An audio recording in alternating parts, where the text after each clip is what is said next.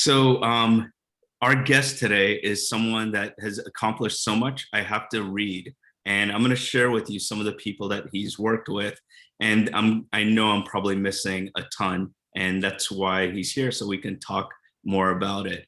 So imagine if you worked with Michael Jordan, Shaquille O'Neal, Joe Montana, Wayne Gretzky, wrestling's Goldberg, Jeff Gordon, Garth Brooks, Blake Shelton, and were a huge, huge influence on Upper Deck sports cards. With that said, I have someone amazing today. And why don't you introduce yourself to the world? How you doing today? Thank you for having me here, Amit. I really appreciate the opportunity to talk a little bit about my background and, sports cards or collectibles or the entertainment world. I've been working in it for 40 years, since 1978. My first job was taking Loiacono's son, the commissioner of baseball's job, when I was right out of college. So I've been in and around sports a long time, worked on a lot of brands. A lot of the work that I've done with athletes and entertainers has been really what we call affinity marketing, bringing together big names with big brands and creating relationships with them, and then not only the product sales but promotions, etc., throughout the years. And you mentioned a few of the guys that I've worked with over the years. One thing I'm most proud of raising a lot of money for charity, and being a philanthropic, pay it forward kind of gentleman. I really like doing things that bring happiness to kids and those in need. So I've had the pleasure to work on a lot of projects like that also. And what are some of those charities that you work with? Well, we worked a lot with Lily Claire Foundation and Entertainment. That was a foundation that was involved with children that have disabilities. Worked with the Tony Martell Foundation quite a bit. That was the foundation with music and around entertainers that are in music business. I've worked a little bit with the Hey, How Are You group that Tom Gimbel runs out of Austin, Texas, with music also, that they really focus on the mental health and the challenges that a lot of musicians run into, and really almost all humans. Done a lot with juvenile diabetes. Two friends of mine were involved with diabetes at quite a high level. John Saunders, who died quite likely from diabetes, a big announcer with ESPN, a very close friend. And golly, just lots of other hospitals and charities around the country. That's nice. When you work with so many, you have to think about which ones, that's great. That means like you're not just giving to one or two, it's an abundance mindset. So that's incredible. I remember John Saunders. I didn't know him personally, but what a person, what an incredible human. I loved watching him all the time on ESPN. So let's go back in time, right? You've been doing this for a while. You told me, like everyone probably tells you, you're an OG, you've been doing this forever. So like when you're like, before you started meeting these celebrities, how was it the first time you were meeting someone that was someone that was really, really well known and you were sort of new to this? Can you share that story with us? I think the first time I ever worked with anybody of any VIP A-lister status was with Fran Tarkington back in 1979 when we were launching Motorcraft Oil for Ford Motor Company. And basically all I did is I was a gopher and worked for a major advertising agency, and I got to go behind the scenes and I'd probably take him coffee or something. That's about as much as I would do. I'm a service-minded kid. I've always grew up that. I don't know if it's my Italian heritage or not, but I always liked serving people. When you come to my house, you're going to have a nice bed to sleep in if you want, and you're going to have good food and probably meet you with a drink right after you come in the door. So that's always been my mindset. Never really was much of a glommer. It doesn't matter how you put on your shorts or pants. I believe I treat everybody the same. I believe I do that today, and I believe I did then. Nice. And like, who was like the first celebrity that you had like a decent amount of interaction with? where you formed an opinion that may have been good or bad? Pete Rose. Okay. 1982 in Montreal, I was responsible for taking him around to the All-Star game and taking him all the different events. Now, I was a young guy. I was 27 years old, and I was working for a major agency and working for baseball. And Mike Traeger, who was my superior, but he came out of NBC Sports, very prominent television producer in his time, told me, Tony, your responsibility is going to be taking around Pete Rose from place to place to place. I had my wife with me, and I was just responsible for doing that, getting to know him, learning a little bit about, what he liked, what he didn't like in advance, and then had that pleasure for 2 days to be with Pete all over Montreal. Was probably my first real experience of my responsibility with an athlete. And so with Pete Rose, I grew up, I'm 52, so I grew up during that time when he was playing in 70s, 80s.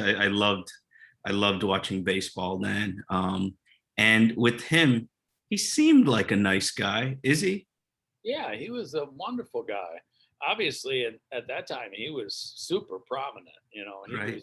was none of the riffraff stuff that's happened to after, or whether you believe he should be in the Hall of Fame or not, had happened then. This was the time when he was sliding face first into bases, right? And Charlie Hustle. And so that was a wonderful time. And I don't remember anything. The only thing I remember of that day that was really important to me that didn't happen, my son was just born, and my sister, we were staying at a really nice hotel. I can't remember the nice of the hotel, but we had to get from A to B. And my sister was supposed to bring down my son to take a picture with Pete, and we just couldn't wait any longer. And she said, "I just missed you." That was probably my regret that time, because that was my first time ever having, a real experience. I've had dozens, probably hundreds of times with other well-known A-list celebrities, but that would be one regret I had. It's funny when I think of Pete Rose, I want him in the Hall of Fame. He's amazing. We all screw up in our lives sometimes, Yep. If he was betting against his team, that would be one thing, but betting for them, I mean, obviously everyone has different opinions, but I'd love to see him get in there. So shifting out of sports for 1 second, and when I think of you, I think of just sports, but tell me your experience in outside of sports.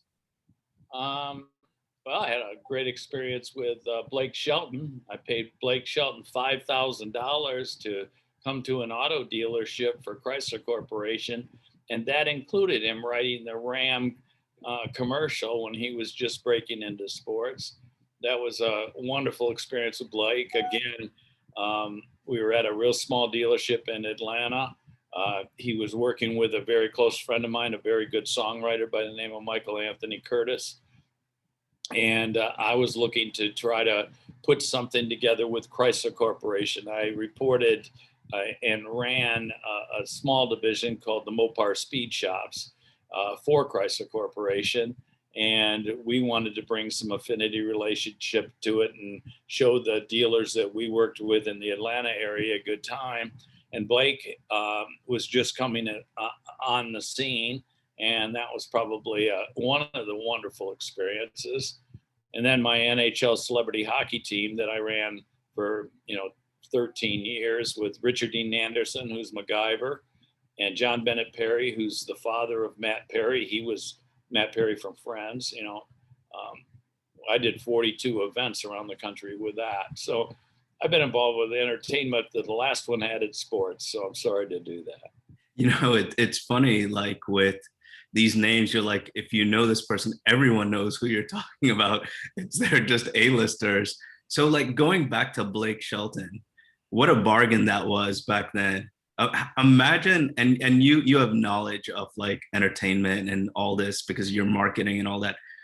How much would someone have to pay to do that today? to get, or, I mean, I'm sure it would just be a guess, but It is to, to be a guess. but to like At least get them to write it and be, $500,000 to write it, and then probably another $500,000 to put him in a place to, you know, enjoy his presence as just a VIP backstage. I bet you're into $1 million figure, a low seven figures to do that with him.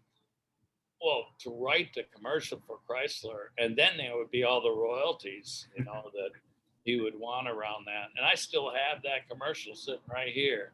oh, And nice. and so it's called Ram of the Road, and it was a fun thing. But yeah, it's got to be seven figures to have Blake do something like that today.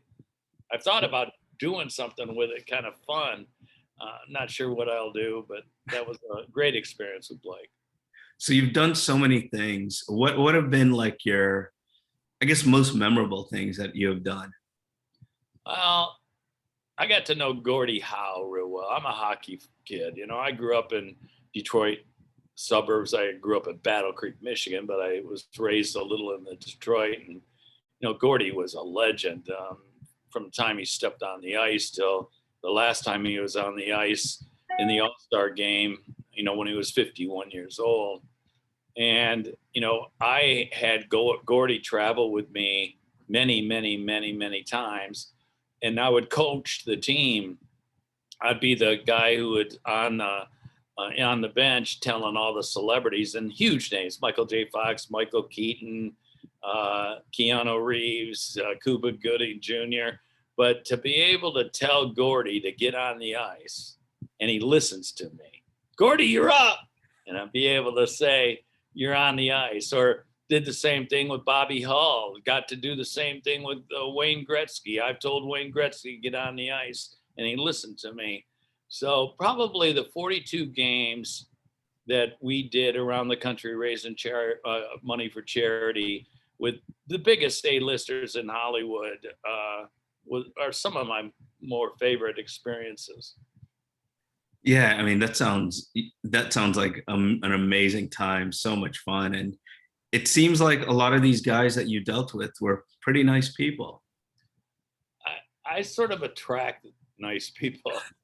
I usually always have a smile on my face. I treat everybody the same. I mentioned that earlier. I don't care if you're a janitor or a dishwasher, I will treat you the same. And I dare anybody to say that I don't. And those people that I usually am around, they have that same type of mentality typically because I serve them, you know. I work with a lot of young entertainers today, you know.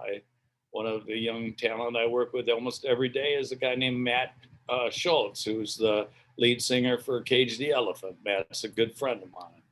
Wow. And, you know, all of these young men, yeah, they get the glory, but the fact is they like to just talk about life. And, you know, yeah, in that you're in the real estate business and have the opportunity to work with some A-listers yourself, you know, if you're serving them and you're treating them with respect, they typically treat you with respect. Yes, there's some of those that, you know, are a little too pompous for me.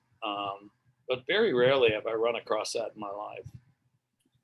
That's great. It's great to hear. I remember the first time I came across you. I was on Clubhouse. We're doing a sports talk, I guess, session, and then I'm looking at who are the people in the audience, and I was clicking everyone's profiles, and I clicked on yours, and then I clicked on it again. I'm like, wait, and then I started looking you up and reading everything. I'm doing this while we're doing Clubhouse, and I'm like, oh, I got to meet this guy. This guy is like a legend, and it was nice to see that. Nice to develop a friendship with you. So let's get into cards because that's what I love. Okay. Tell me your just your whole experience in cards from the beginning till all the huge accomplishments you've made. Well, in late '89, Upper Deck had already started the Upper Deck Trading Card Company. Obviously, the Ken Griffey Jr. was the catalyst card. You know, Reggie was the spokesperson for Upper Deck at the very beginning. And I was asked by Richard McWilliam, the CEO at that time, and he was the CEO until he died on January 5th, 2013. Died 2 days before my wife, and I got to spend time with him before he died. But he called me up. I think his secretary, Millie, called my office at Foot Cone Building and said that he would like to talk to me about the NHL celebrity hockey team. So I ended up driving out to Yorba Linda, California. And I sit there for about no more than 5 minutes. And he looks at me and he says, "You're the kind of guy I'd like to head up marketing and report directly to me at Upper Deck here." And I looked back at him and I says, "You couldn't afford me." that was a good response to him. And this fast, that fast. He looks back at me and says, "You'd be surprised." 2 weeks later, they call me in and I sit down with Don Bodo, trying to think, Jay McCracken, and a couple of executives, and they say, "Okay, let's hire this guy."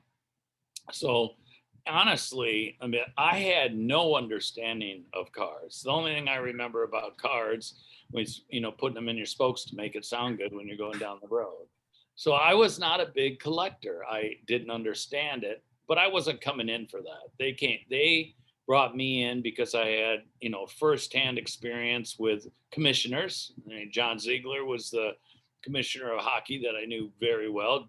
Gary Bettman was number 2 at the NBA. He's now the commissioner of hockey, but he was number 2 at the NBA, and under David Stern.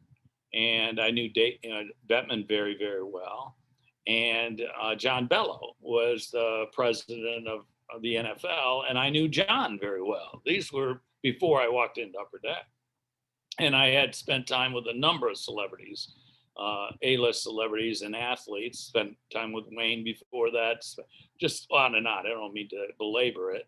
But I came in to actually bring in those leagues and to start trading cards with cards other than the Major League Baseball. And then over the next 2 years, we did bring those other leagues in. And then we started Upper Deck Authenticated. I was responsible for signing a number of anybody outside baseball. I was responsible for signing at Upper Deck at the beginning. What do you think? That's great. What do you think players nowadays, I don't want you to give like confidential information from the past, but what do you think athletes get paid now to sign and stuff? I have not been following, signatures. Ray Shelton is a good friend of mine. Ray is the head of the National, and I'm actually supposed to be talking to him later today. But he just signed like 150 players to come and be signing during that time at the National. The National is one of the biggest collector conventions there is for the audience, right? But, that was a unique opportunity, that he gives them. But I just haven't been following it. I'm sorry, I can't answer that honestly. Yeah. I remember as a kid meaning like, I don't know, 16 to 18 years old, I used to go to these card shows, and just like how you're talking about athlete signing, I remember Joe DiMaggio would be there and his signature would be like $25 or $50. And at that time, when you're a kid and you don't know anything about signatures, you're like, wow, that's a lot, but that's like nothing. And Joe DiMaggio, of all people, and they would have people like that. They would have these big time athletes, and it was really cool. So you're at Upper Deck, you start off, they're basically just baseball. Everyone that knows cards knows that Ken Griffey card. And how was it like ramping up Upper Deck? Well, again, the area that I was in charge of ramping up was the new licenses, with the ones I just mentioned, but then also taking it to make it a junk wax era. The fact is that, people call it the junk wax era, that we really ramped up, if you will, back in the early 90s. But the fact was that we decided that trying to take cards to the mass market to create excitement in the market for the cards was the retail component, being in Walmart. And we ended up selling over $100 million worth of trading cards into Walmart. The now CEO, by the way, Doug McMillan, was the card buyer back in the 90s. So that says a lot, I think. But, our focus at that particular time was to put cards in as many hands as we could. I happened to have a good relationship in the fast food industry. I put together the deal with McDonald's around the NBA and the Olympics. We had another one around baseball with McDonald's. So, the ramping up, if you will, was all focused on getting cards in as many kids' hands as possible. And that's what I was responsible for. And that was what was fun for me. Yeah, totally. I mean, I feel badly now that it's so hard for kids to experience what I did as a kid. If I was a good boy and my dad wanted to reward me with some baseball cards, a few packs, it was affordable, and it was something that I would look forward to. Now it's very tough. As a kid, you're probably worried about the condition, about damaging the card. You'd never put the cards in spokes, right? Right. We had fun with things like, at Ted Williams later on. I'll stay on upper deck, but we started getting into pogs, and we tried to break into new different types of collectibles within the card packs. And at upper deck, Warren Millay, who was responsible for every hologram that was created, the holograms that were on the back of the cards for authenticity, but also the holograms that are still collectibles today. Those were the kind of unique things that we really enjoyed, and I enjoyed. I also enjoyed the subsets and the art cards, and working with like Jim Auckland or Dan Gardner, some of the great painters, like what I'm doing now today with my new Michael Jordan that's going up for sale on Goldin this weekend. Is that I liked working on the artistic side of bringing that to market. And it wasn't just printing the card on, 14-point chrome code. It was looking at complementary type of stocks that would make it look nice, and numbering those or adding a jersey to them. There were a lot of things that we looked at in the trading card business that really hadn't been done until Upper Deck. And I wasn't responsible for all of those ideas. I was catalyst in stemming those ideas, I believe. But we had such a great team.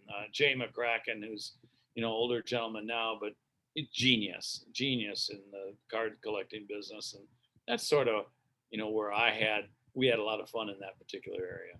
I remember opening my first pack of Upper Deck cards and seeing the quality of the card, that hologram, and just it was like amazing. You're used to opening these cards with the gum stuck in the back and getting the powder on your hands and the gum tasting terrible and it cracking. And then you have Upper Deck and you're like, whoa, it's amazing. So I want to get into that, the artistic thing and the Goldin, the auction. Can you share with us that? Sure. I'll give you a little background on Ted Williams. Oh yeah, please do. September 9th, 1992, I heard from Bruce McNall, who was the owner of the Kings, that Richard was going to let me go. And I had just given him a month and a half earlier a $26 million check. Dennis Seneca, the CEO, said, "Tony, you deserve to walk this into Richard." And I remember walking into Richard and I said, "Here you go. Here's your share of this year's profit sharing." And it was 26 million. And that was a pretty good check for anybody. I don't care who you are, especially in 1992. And McNall had been told by Richard that he was going to let me go. And what happened then is Rob, who became the Minnesota Timberwolves president in basketball and heavily involved in sports, Rob ended up calling me and said, "Tony, this is going to happen." And I walk into Richard and I said, why don't you have, and I don't swear, man. If you've ever been around me, you'll know that I'm not a swearer. But I said, why don't you have some effing balls and fire me yourself? And I walked out. The next day, literally September 10th, 1992, I get a call from Ted Williams. He said, Tony, he said, I hear you're going to leave Upper Deck. I said, yeah, it happened yesterday. He said, how would you like to start the Ted Williams Card Company? I said, that would be interesting. How are we going to fund it? He said, I'll take care of that. Mm. And I said, okay, I'd be interested in talking about it. He says, I have one more request for you. And I said, what's that, Ted? He said, I want you to be John Henry's mentor. I want you to take John Henry that was Ted's son. He's since passed away. Also, a very young age. John F. Kennedy, good looks kid. I mean, this kid was a beautiful, handsome young man. And that is when that Ted Williams thing really started. As I got to start Ted Williams with he was number 9. And we did everything around 9s, 999 cases. We did, a typical subsets 9 cards, 8 cards with a checklist. And we just played off of that 9. We did numbered cards. And then I had the pleasure of working with Gene Locklear, a great artist, Dan Gardner, a great artist. And then 1984, after 3 NBA championships, I think it was in a row, that Michael decided to go to play baseball for the Barons. And one of my employees comes to me and says, Tony, Michael's going to play baseball. So I call David Falk, who is agent, and I say, hey, we want to put Michael in the set. He said, well, you have to use your Major League Baseball license, but you're the only guy in the world that we're going to allow to have that other than Upper Deck. So I went to Major League Baseball and worked out the licensing relationship. I went to Dan Gardner and had him develop a sketch and a look for the card. It was called the DG1, the Dan Gardner 1 subset was Dan Gardner collection. But we had guys in there like Michael Tucker, Derek Jeter when he was in his rookie season. And then we had Michael. And, that was in 1992. That's what now, 29 years later, which blows me away, I'm now making that card available as a painting this week in the Goldin auctions. Kent, one more thing, I don't want to be long-winded, but Kenny and I worked together quite a bit. Ken Goldin, that is. Ken had a big relationship with Richard, the owner of the Home Shopping Network down in Florida and Tampa. And his dad, Ken's dad, Paul, had put together signings down there on the Home Shopping Network, and Upper Deck was selling cards to him. And then he started a small company called Classic. And we did a joint venture with Ted Williams and Classic to launch the basketball cards. Was the last set that we did as Ted Williams Card Company. Nice. Are you a collector at all? If you walk into my house, you would think I'm a collector. I'll show you one card. I think I will. I hadn't bought a card until I bought this card. It's a PSA 10 Tim Duncan. Oh, nice. But I got it home, and I got it from the guys on Clubhouse, and my dog got a hold of it. Oh.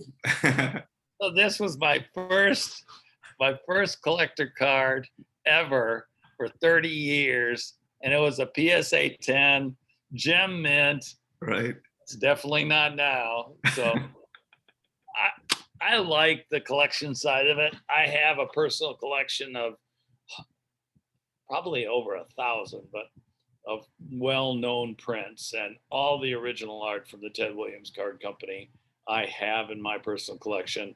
My agency was the agency that designed everything and brought it together for Ted. That was part of our deal. And so I own all that collection. And this one with Ted Williams of Michael Jordan is going to auction this week. And then we'll be at the National with 4 more items. And I can't tell you who I'll be with, but it'll be a prominent display there at the National. So I'm making my collection available. But getting back to this was, it cost me $80. I was pretty sad that my dog ate it up. Pretty funny. I guess I don't know if your dog was a Spurs fan or not, but well, my dog is a Great Dane that weighs about 120 pounds. So this was just like three bites on it. So do you have any other memorabilia that you've collected over your just your career of being with celebrities, athletes, and stuff like that? Yeah, if I took you for a walk, here's one right here. Sure. That's that's Jeff Gordon's suit from the movie Racing Stripes. That's it. Wow. I could take you for a walk, but I have lots of stuff here. I'll take you for a walk. What the heck? Nice. So we're gonna walk out of my office, and it might get a little bright. Okay. And you can edit this, but this is my backyard. We love seeing everything, so we're good. Okay, so this is my backyard. Wow, you have an amazing place. Not unexpected, but obviously. Been here for 30 years. Wow. But I have like lots of unique things, Here's me with look at that. That's Danny and me when I was young, Bubby Brewster, Randall Cunningham, Jim, Warren Noon, all those years. It's funny how you say Danny. Being in Miami, Dan Marino was he's like my favorite athlete of all time. So it's cool that you got to spend time with him. Uh-oh. I think I got a problem. One of my problems is that on my phone I've got connected. But see if I can do a couple. But I've got lots of memorabilia. Here's one of the prints from the Ted Williams. It's the original drawing of Babe Ruth right here. That's beautiful. I got, me with Gordie and Mario Lemieux there. I've got lots of memorabilia, lots of things. We talked about John Saunders a second ago. Here's a picture with me and John. Richard Dean Anderson, Priestley years ago. I have Rizzioni from the 80 Olympics team and Jimmy Craig. Our team was just at the Olympic Museum with Jimmy Craig yesterday in Colorado Springs.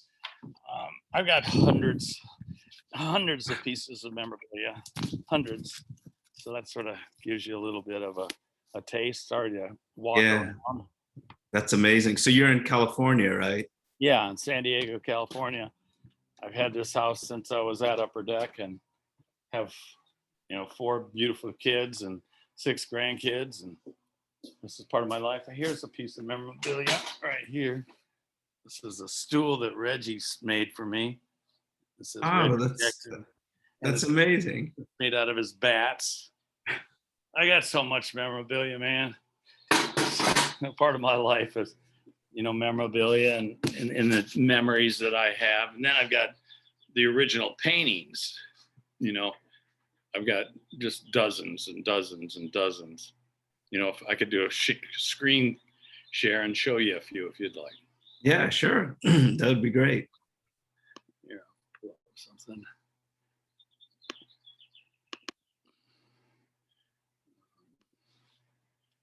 I'm just going to do this. I should have did this first. That's all right. You can edit it if you want to here. That's fine. Originals. Sorry. No, it's fine. It's fine. How about if you stop sharing your screen and then find it and then share it? Yeah, I think that'd be better. Yeah. Sorry. No, not at all. You have so much to give, and I'm trying to take it all your experience and all your moments in life. It's awesome.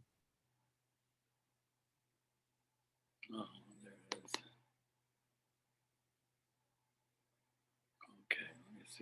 make this bigger. How can I show this bigger?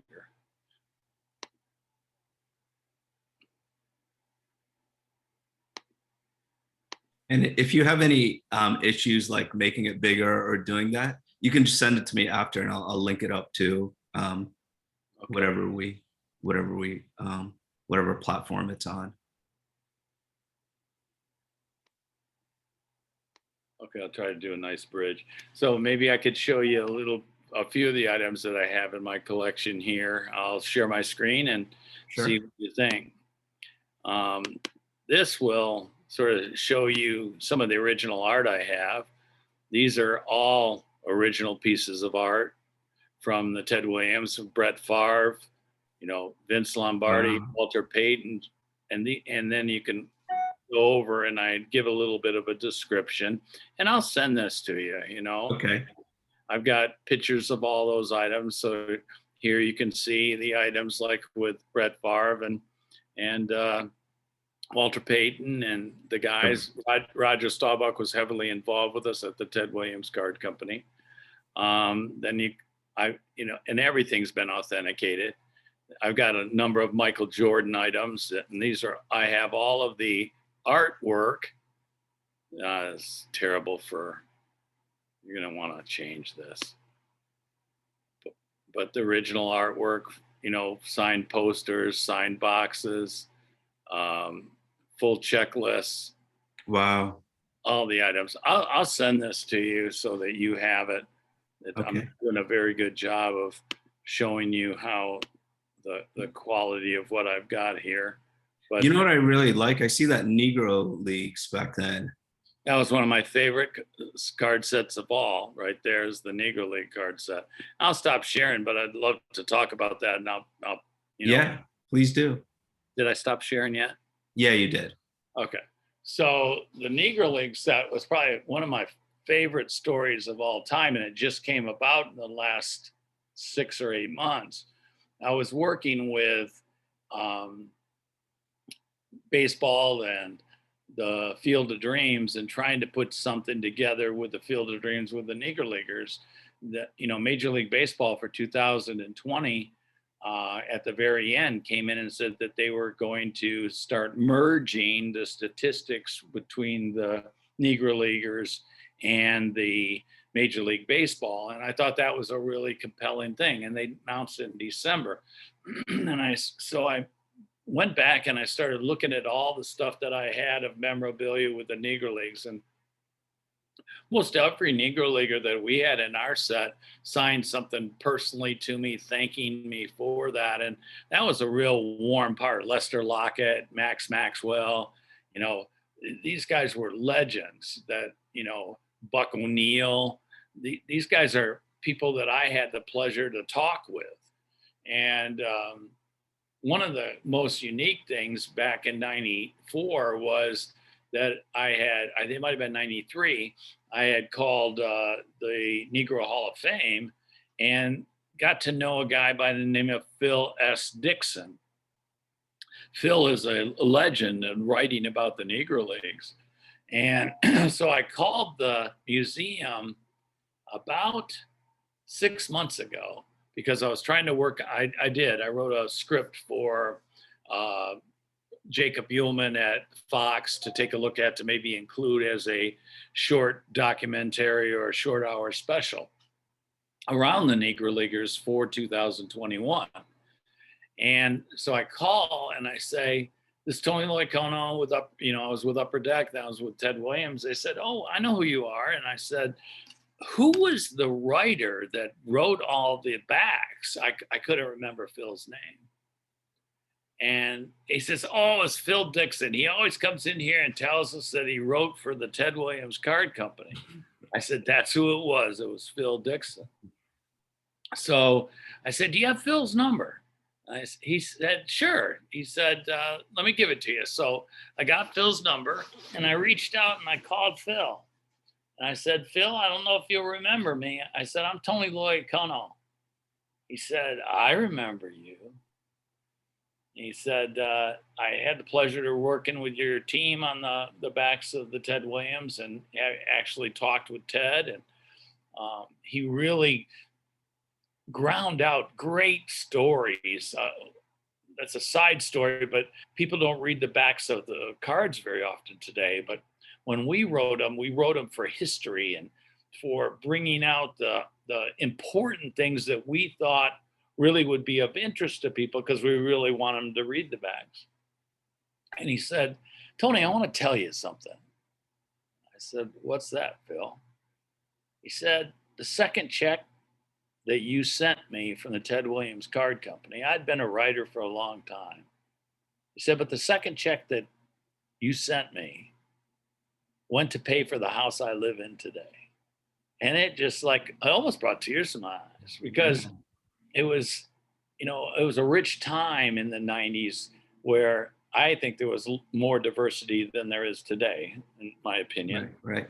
And, there was big breakthroughs happening for the blacks or African Americans, not sure what to say properly, but the people that really made a difference in my life, and Phil Dixon made a difference in my life. He made me look good, and he had rich history to bring to this. And when he told me that, it was like, wow, life is really sweet. Amit, it's sweet. That's amazing. Yeah, it would have brought tears to my eyes too, or close to it. That he remembers so well. It meant so much during that time.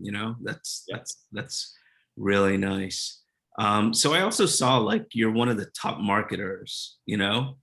And for real estate, we do a lot of marketing and stuff, and that's fortunately how people get to know me and the team and stuff. What would you recommend to someone who's not good at marketing, what they could do to become better at it? Find a good mentor. Yeah. Marketing to me, there's three categories of marketing to me. Three categories. I try to keep it real simple. One, create eyeballs. How do I create eyeballs? How do I get people looking at whatever I have or what I ever want to make available? Number two is create engagement. For me, I think I'm a storyteller. I love to tell stories. I love to engage people and to tell them a story about Phil Dixon or Pete Rose or, Matt Perry from Friends or, it doesn't matter, Jason Priestley flying over the Field of Dreams. I love telling stories. So, in today's world, I think being a good storyteller or working with people that know how to engage a good story, I think is important. So eyeballs, engagement, and then I have to sell something. I'm here to tell you about the Michael Jordan, have your customers hopefully go and, look at the painting and say, maybe I can't afford it or maybe I can, but I want them to walk away from this saying, there were some rich stories there and there's a reason for me to check that out. And, with Michael Jordan, I became top 100 marketing guys in the world because of the Trade Jordan campaign. And, and that was David Falk and I noodling out the Trade Jordan campaign because David wanted Michael Jordan, the awareness that Chicago could trade him to rise to the top. But getting back to your question, create eyeballs, create engagement, and I got to sell something. So you want to be able to work with people that really have that as their mindset, is understand which of those is important at the particular time, but then being able to walk through the tactics to do each one of them because each one's a little different. Eyeballs might just be, cost per thousand in television spots or what they call growth hacking now, whatever that is, email campaigns, YouTube like you have. But then it's that engagement. What am I going to do? Am I going to give away something? Am I going to tell a great story to engage you? And then make sure that you know what I'm selling. And I think you need to be around people that understand those three categories. That's my opinion, Amit. Yeah, I agree with you. I mean, obviously, you know a lot more than me, but what we do whenever we're doing our marketing, we definitely have to start off with something compelling. Our goal for our first sentence is to get them to want to read the second sentence, and getting that engagement up front. the next thing we do is we know we're not great at certain things. So we hire ghostwriters. We hire the people that do it for a living. And like you said, at the end, you have to have a call to action, no matter how engaging or how, sometimes you don't want to like just it has to be subtle sometimes, that call to action has to be, and it has to be like, I think like what you would expect to be the end. You're reading a story, and at the end of the story, you'd expect to do something, and do something would probably be to buy something. That's right. And you need to understand your audience. You need, with you've got a higher end audience. It's going to be different than someone that's trying to look for an apartment. It's someone looking for a house. So you need to understand your audience. Yeah. So man, I could talk to you forever or listen to you forever, because like everything that you're telling me are either stories, they're engaging me in some way, whether it's when I was a kid. I'm thinking of Dan Marino. I'm thinking about when I went to these playoff games when he's playing. I'm thinking about friends. I'm thinking about everything. So I really appreciate that. You took me down memory lane for some time. So I appreciate that. Before we go, would you like to share anything? And also before you tell people where they can find you and all that, or find, what you're selling, what is there anything else you'd like to share? I know you have a ton of things, and if there isn't, that's fine too. I think I'm good. I just want to, I'm not sure who your audience is, but I look at life a little bit more simplistic than others. I love family. If you're young out there, don't wait 15 years before you identify with your wife and say it's important. Family was so important to me. It took me so many years. I chased the dream a long time, and family's important. And get to know that I'm blessed now to be married 40 years, have 6 grandchildren. I mean, how great is that? The second thing is, personally, me, I have faith in God, and I'd like to share that that's important to me. And I think, having faith in something other than yourselves, I think is a good thing in life. And then lastly, I think, as you grow, as you mature, you're lucky if you have like 5 friends. My mom used to say, Tony, if you die and you have 5 good friends, cultivate relationships with people. I tended to only do stuff in business until later in life, and to really grow deep personal relationships. But it's nice to have guy friends, and my wife I love. I also like a few of my guy friends that I can just get together with and enjoy life together. Go fishing or go golfing. And as I'm older now, I take more time on that. But I kind of wish sometimes in my youth I would have done that more. That's what I'd leave you with it before I tell you. That's great advice. And as a 52-year-old, I'm seeing a lot of these things 10, 15 years ago, like feeling that. And like, as far as family, I got married at 44. So I got married late. We tried having kids a few times. We couldn't. So we're good. But that's advice. Your advice is like spot on. The last question I ask you before we go, what is your favorite Italian dish? Oh, favorite Italian dish has to be my grandma's 3-day sauce.